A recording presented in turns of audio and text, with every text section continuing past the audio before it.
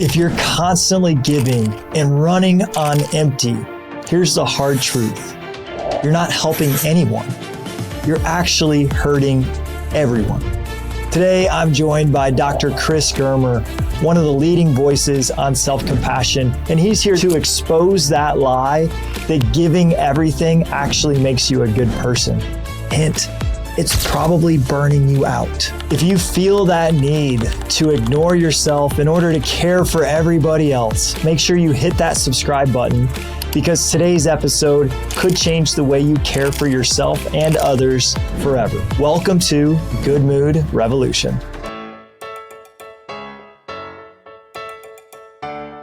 Today, we're talking about the lie of self-sacrifice, why giving too much isn't actually helping anyone, it's just hurting everyone. And we've got the expert on this, Dr. Chris Germer, who is a clinical psychologist and a lecturer on psychiatry at Harvard Medical School. Chris is the co-author of the Mindful Self-Compassion Workbook, A Proven Way to Accept Yourself, Build Inner Strength, and Thrive. And that book has over 4,000 five-star reviews on Amazon. Dr. Chris, welcome to Good Mood Revolution. Thank you, Matt. It's an honor to be here. I'm so grateful for your work. Man, I'm so grateful for your work. And it's so important. You know, I'm reading your book, Mindful Self-Compassion for Burnout. And I really resonated with the story about Krista Gregory, who's a chaplain at a large children's hospital. And her and all the nurses on the wing felt like they needed to sacrifice themselves and spend all their energy taking care of these kids, but it really wasn't helping the kids at all. Why do we feel this need to sacrifice ourselves, and why do we think it's a good thing?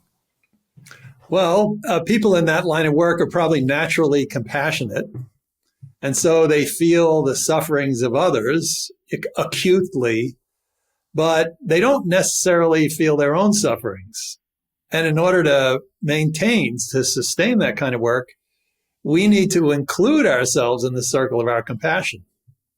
And that's really what self-compassion is. You know, some people think self-compassion is kind of a selfish thing, but it's just actually including ourselves in the circle. You know, we systematically, actually people all over the world, systematically exclude themselves, systematically pretend that their own needs don't matter. And that doesn't work in the long run. Why do we think that being a good person means abandoning our own needs? Where did that even come from? Because we've been told. It's interesting. I've talked to people in all the continents of the world except Antarctica, you know. And everyone has a cultural explanation for why it's so much easier to be compassionate toward others than themselves. You know, some people say it's Confucius, some people say it's Christianity, some people say it's Islam, some people say it's Judaism, Buddhism, whatever. I think it's mostly physiology. I think that when times are tough, I think that we just kind of get into a threat state. And when we're in a threat state, we actually don't see the whole picture. And in particular, we don't see ourselves. We sometimes just need to warm ourselves up a little bit in order to stay in the game. So my wife reached burnout status the last couple of days. And she's a self-sacrificer. If there's somebody that's more selfish and okay with it, it's me. And I take my space and my time, and I have my self-compassion rituals that fill my cup. And this is stuff I know that I need in order to be the best husband and father that I can be. Well, we've got 4 young kids, and they are into all kinds of sports. My oldest is a competitive cheerleader, and I feel like we go to cheer practice every single night of the week. And then my second oldest is in track and field, and she's running 3 days a week with meets. And then my third is also a competitive cheerleader. Oh my! And then my fourth is a 3-year-old. A future And competitive cheerleader. yeah, right. Well, he Or may or may not be. We'll find out. But at okay, 3 years old, he just requires a lot. He okay, just got out of yeah, diapers. Like yeah, literally, we're still in the potty training yeah, scene. And my wife is, she takes all this responsibility on her shoulders, and she works full time. She's Oh the my, CFO of our company, oh my, yeah. and her best friend just passed away on Friday. Oh, mm, Long battle of cancer, and she left mm. two young kids behind. Oh And my and goodness. just the weight of the sadness and the grief. My Mm, wife hasn't had time to fully mm, grieve. mm. And the kids have all these things. And yesterday, last night, she's just kind of resenting cheerleading. Oh And yeah, yeah. Who can blame her? she's like, and she has this horrible pain in the middle of her back yesterday. Mm, She's like, "Hey, would you just step on my back?" And I'm like, "Sure." yeah, So I'm like yeah, walking on her back, and she's laughing and I'm laughing. yeah. And then later that day, she drops her cell phone and it hits the step and then falls down underneath the house behind the steps, and it's all sealed off back there. And I don't even know how Mm, the phone got back there, but now her phone is trapped and the mm, kids are screaming and they're fighting and all this other mm. stuff. And then she ends up hitting her head really hard. Oh, All this to say, mm, uh, how could she experience some self-compassion mm. and when we're busy, I'm talking about the listener here who has kids, who has a job and is just so busy with Right. all the responsibilities of life. And there's no space, it seems like, for any Yeah, self-compassion. What yeah, do we do? yeah. Well, self-compassion has three components. They are mindfulness, common humanity, and self-kindness. So if you want to follow that kind of recipe, the first is just to acknowledge the extreme stress that your wife is under right then. In other words, there's the big loss, there's, working, there's 4 kids, so just to be able to say, whoa, this is super hard. And right now, I've reached my limit. That's mindfulness. That's like mindfulness means knowing what we're feeling while we're feeling it. So, what usually happens with folks is they don't pay attention to that until they snap, you know? And so, what we want to do is to pay attention to it before it becomes a crisis. Now, I need to say that, first of all, that is a very dynamic thing. It's not like you figure it out and then you've got it figured out. You might figure it out today and then tomorrow you forget it again. But bottom line is the first thing is to acknowledge right now I'm not coping so well anymore. I've been like super high functioning, but today I think I've crossed the limit for myself. So that's mindfulness. The second thing is common humanity, which is, in her case, first of all, to acknowledge that all parents get into, occasionally feel just like this, that, anybody who has 4 kids is living, what Zorba the Greek called the full catastrophe, and, and that means that occasionally we just do go over the edge. So this is part of, being alive. It's part of having a full life.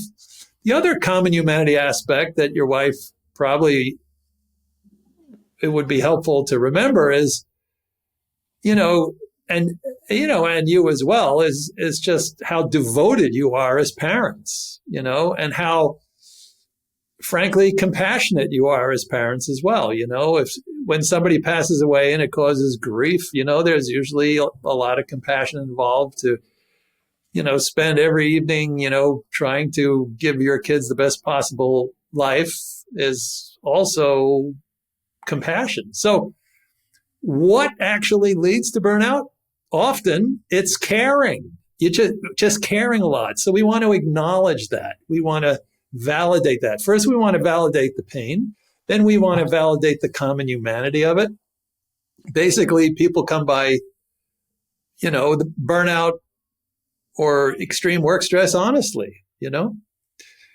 Especially when you have kids, ignoring oneself is often functional, but until it's not, right? Because your kids need you.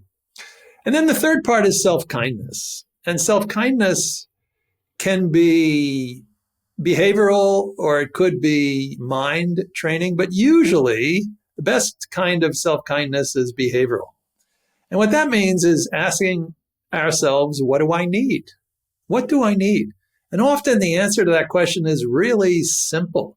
Like, maybe I'm not sleeping and I need a little more sleep, or maybe I haven't been eating regularly, or maybe I need some exercise. I can't just watch my kid exercise. I need some exercise. Maybe, I don't know, maybe I need spend a little time just talking with my husband or with my friend, or what is it that I need? What is it that I need to feel whole?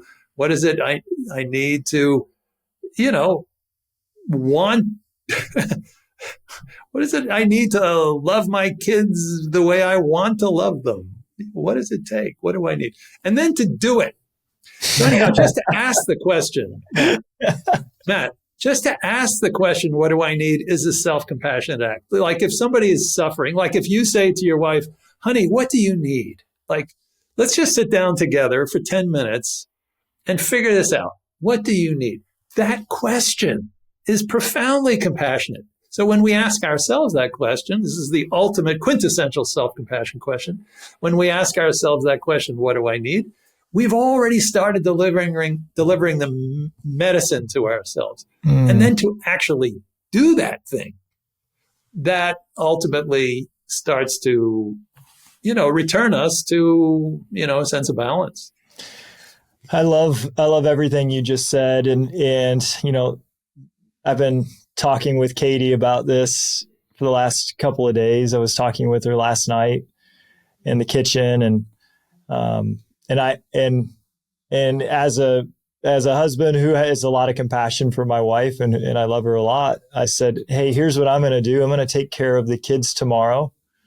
You need some sleep. And that's a reality. She hasn't been sleeping well. And I said, just sleep in. I will guard the door. No one is going to come in. We'll be quiet. We'll make the breakfasts. I'll get them off to school. I'll take care of all of it. You just take time this morning. And she got some rest, and she woke up and she had some time with some coffee, and she was able to do some things. She did go for a walk, get the exercise you were talking about. And then she scheduled a massage for herself. This is a big treat. And just looking forward to this massage. These are some of the ways. Yeah. But I really love that question, what do I need? And what I love about your work too, from the books I've read of yours, you say a lot of times our friend will come to us totally stressed out, completely frazzled at their wits' end, and they may not be their best selves. And because they're our friend, we'll give them all this like soothing advice and tell them how good they're doing and how proud of them we are. Like, this is what I was doing for my wife. But you said oftentimes we don't tell ourselves that. So here I am telling Katie what a great mom she is and how much she cares and how much she does for all of us. But she probably was thinking, I didn't get this done, or I'm a bad parent for not wanting to go to cheerleading. Why do you think we are so hard on ourselves when we're so kind to others? Yeah, well, because as I was kind of alluding to before,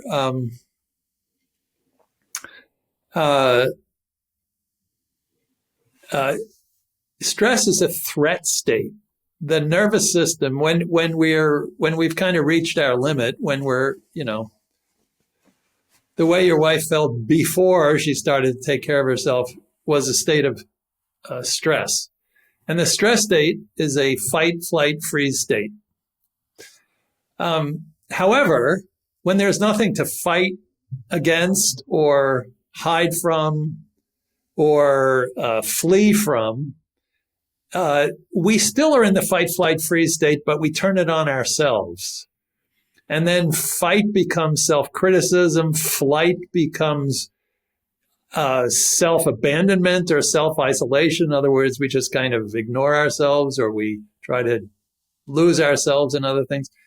And freeze becomes rumination. We get stuck in our heads. So I think physiologically, when things don't go well in our lives, we turn on ourselves because we have the physiology of stress coursing through our bodies and nothing to do with it.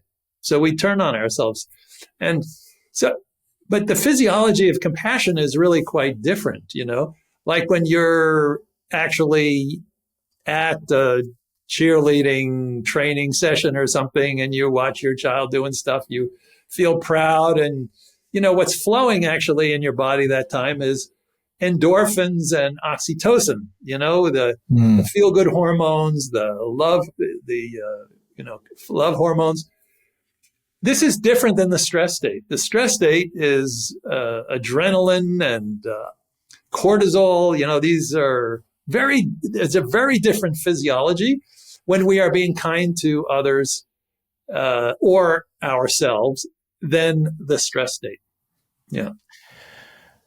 So I love, and I had never heard anybody explain this before, but I really enjoy this thought that just being stressed out, just feeling stressed out, having the cortisol, and having maybe our vision start to narrow and maybe having some anxiety that's going on, that if we don't have anything constructive to do with that energy, we just decide to be destructive to ourselves. And sometimes it spills out and we're destructive to the people we love. But the first person we take it out on is ourselves. I'm curious from you, because I know you're an expert on burnout.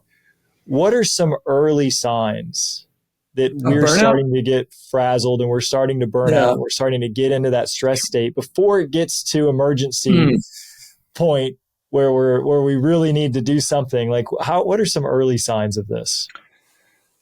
Well, it's different for everybody. The three main hallmarks of burnout are exhaustion, detachment or disengagement, and reduced productivity in our work. So some people, they just kind of start getting distracted and spaced out. Others are more likely to be exhausted all the time. Others might just find that they are less productive, or they feel like they're less productive. When we start to doubt ourselves, that's part of being less productive.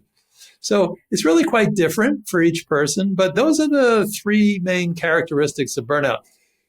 The second one, detachment, can also turn into a kind of antagonism toward it. So when you said, my wife, she wasn't particularly happy about this, but she, started resenting cheerleading practice. That's that second quality, that kind of detachment and even, anger at. But what you need to know is that these are, healthy protective mechanisms. If a part of your wife is saying, I just don't want to do this now, what it really means is, what do you want to do? And what I need is I need to not do this once. I need to kind of sleep tonight instead, So everybody has their own kind of preliminary symptoms. But,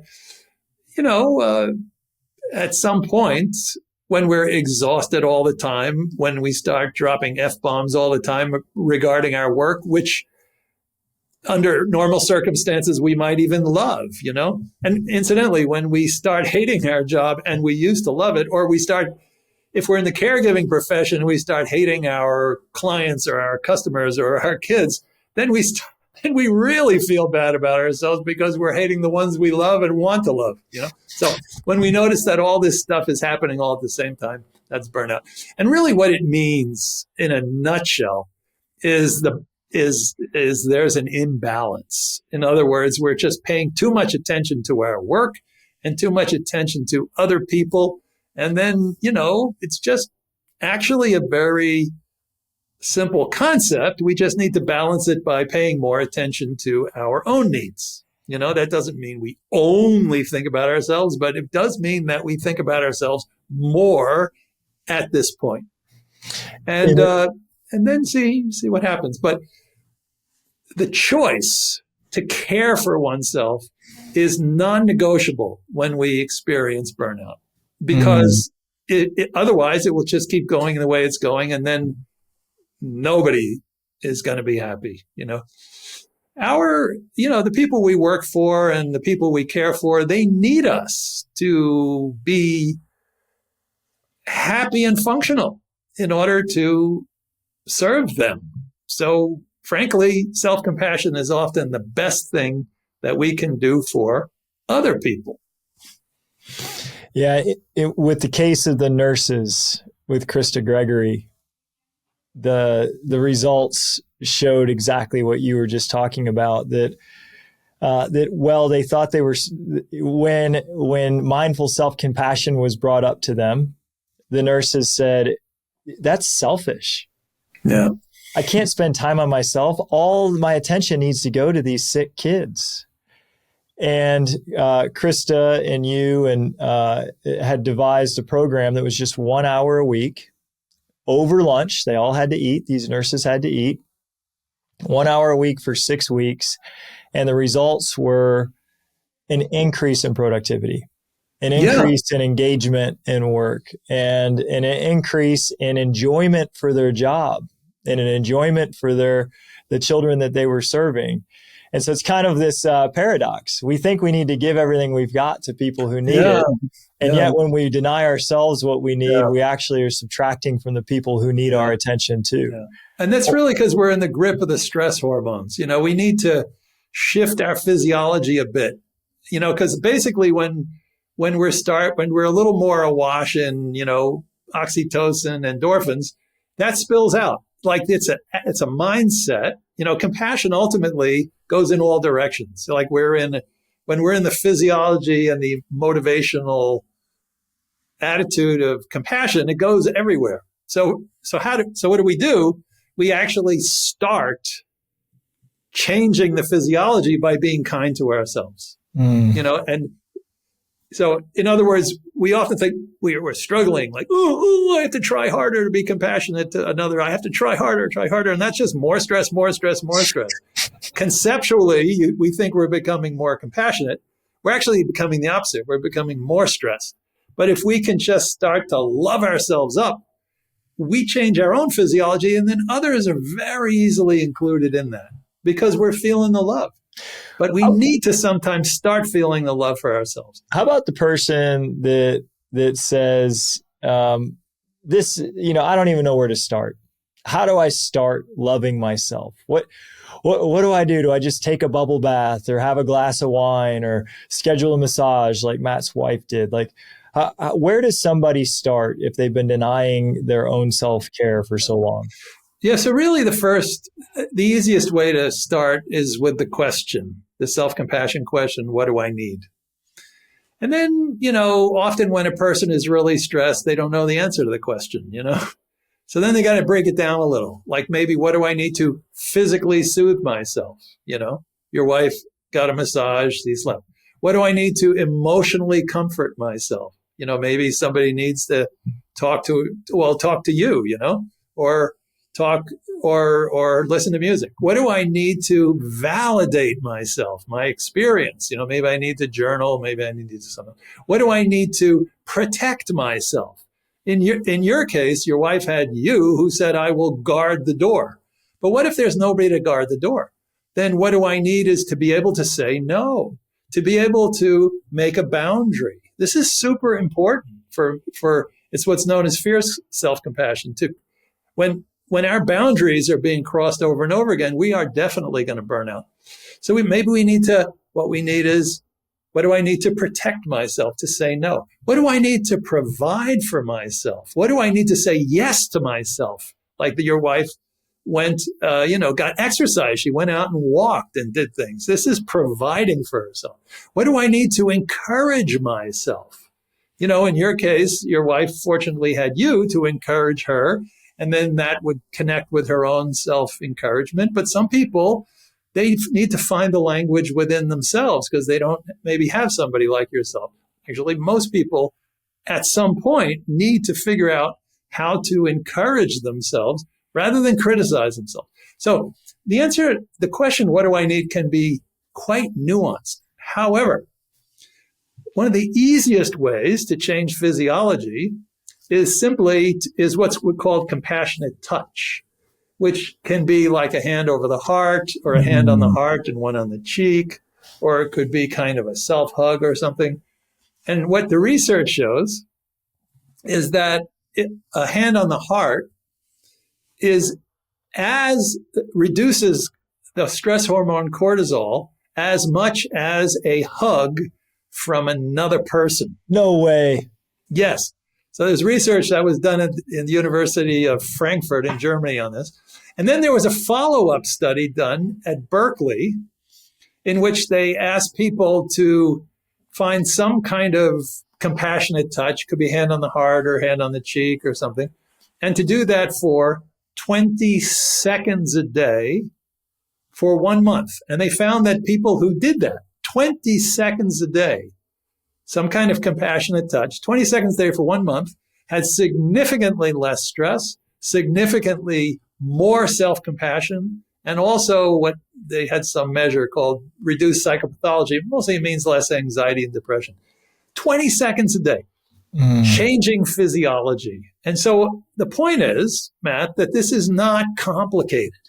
We can ask ourselves simple questions like, what do I need? And then get some more sleep. Or maybe what we need is just 30 seconds to rub our chest.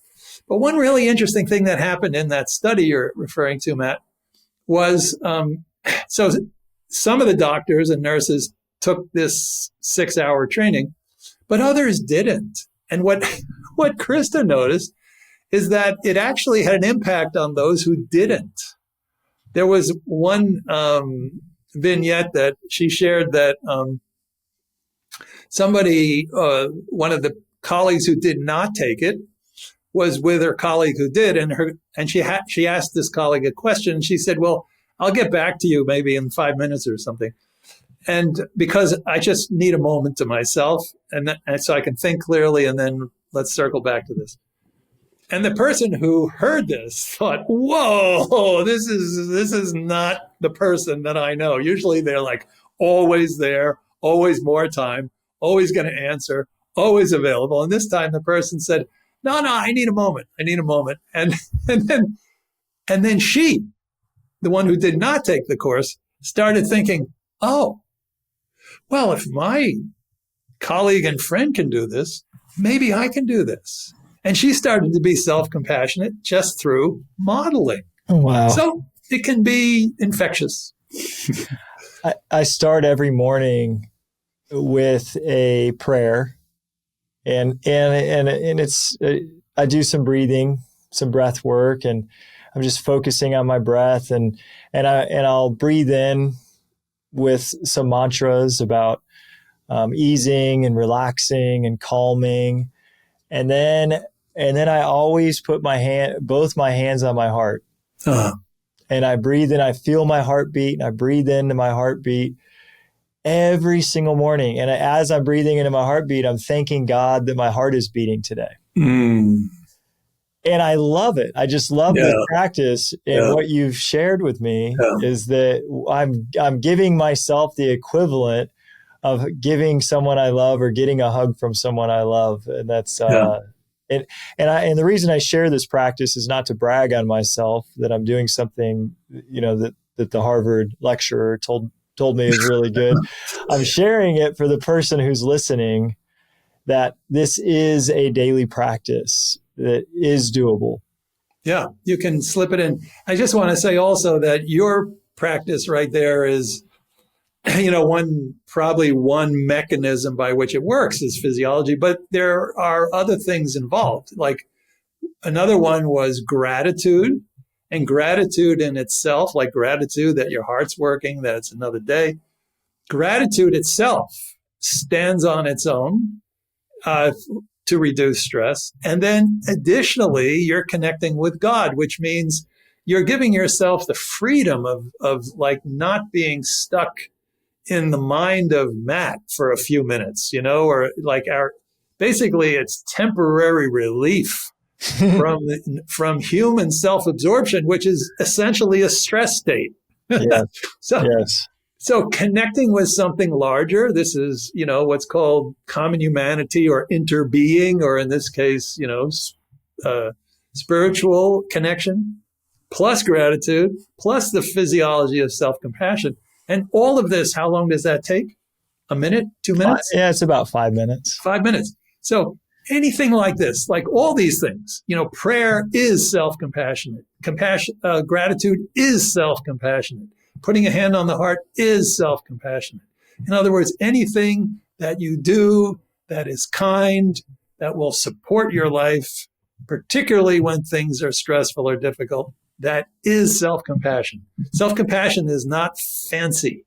It's very ordinary, just like you described. If someone listening feels like they're just running on empty and they just can't possibly do more, but they just see that there's so much more to do and they're exhausted, they're at that point, they're just burned out.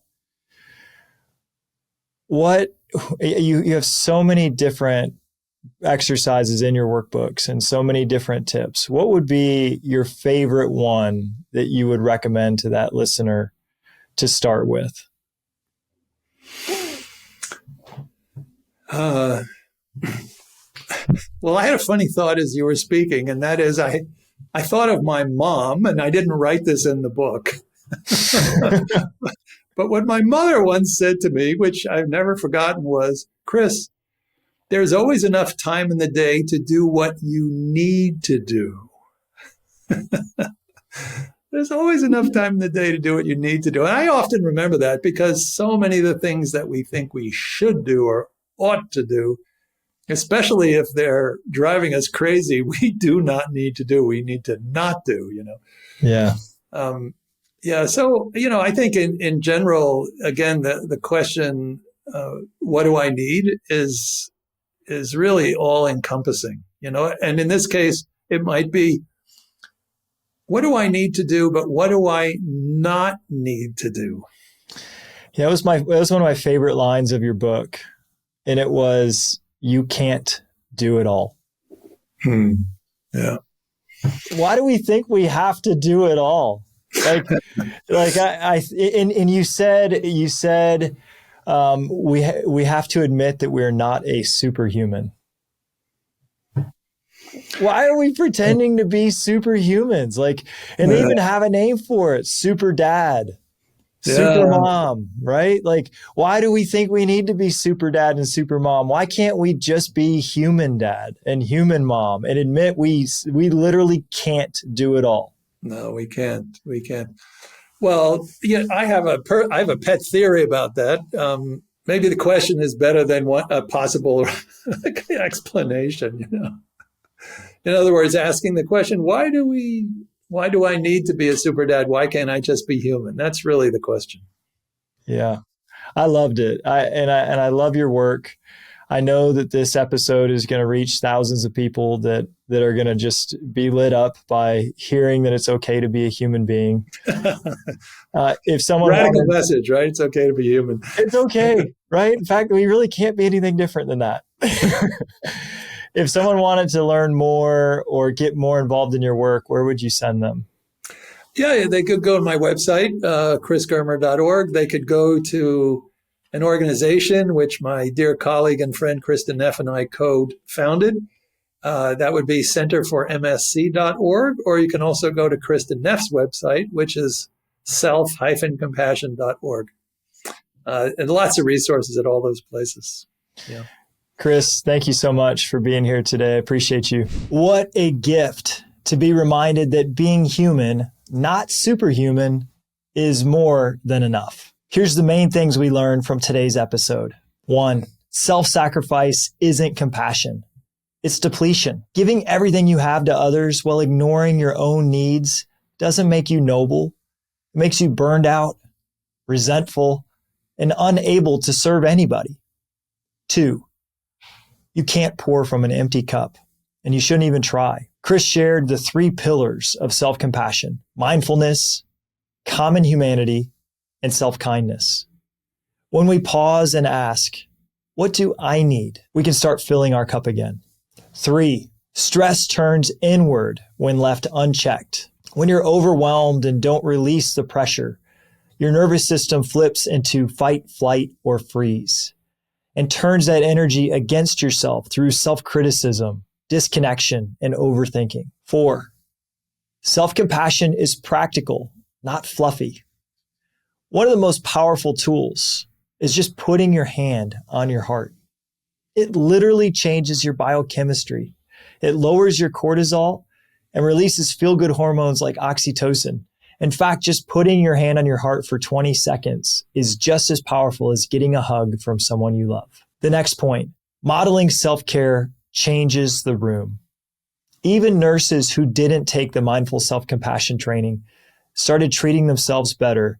And just by seeing that, other nurses started to set boundaries too. Compassion is contagious. So the question that changes everything, this is your question for this week. What do I need? Ask yourself that today. What do you need to take care of yourself right now? And when you get an answer, give that to yourself. You don't have to do it all. And this podcast is here to tell you that you actually can't. Every week, we're going to give you tools and truths and powerful guests to help you stay whole in a world that's constantly pulling you apart. So hit that subscribe button so you get good moods every single week. And we'll see you next Monday.